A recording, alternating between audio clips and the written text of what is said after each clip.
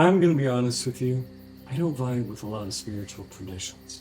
And don't get me wrong, they have beautiful truths, teachings, and insights, but most of them don't work for me. Sometimes they're too judgmental of people like me. Queer, neurodivergent, white, American. Sometimes they're too disembodied. They focus on the sacred as being something floating on a cloud somewhere, rather than here, inside our skin.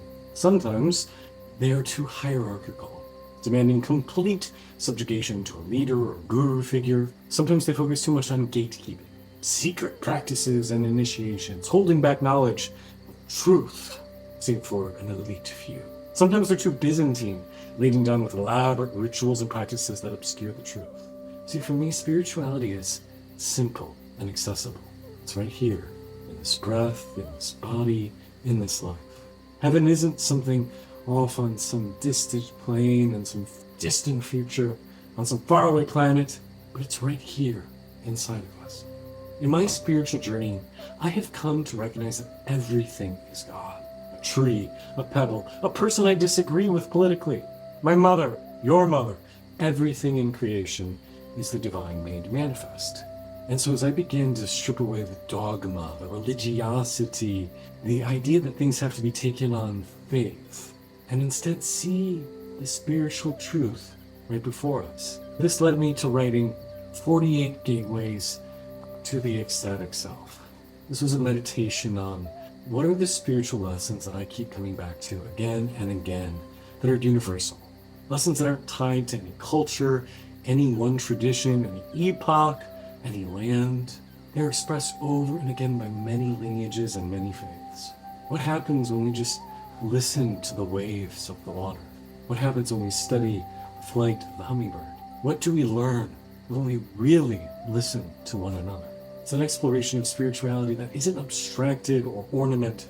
It's simple, gritty, down in the mud, practical. It's also time-honored and earth-worn, something that has traveled back for many ages, for traditions of seeing the ecstatic in the everyday, the radiance in even the darkest shadows.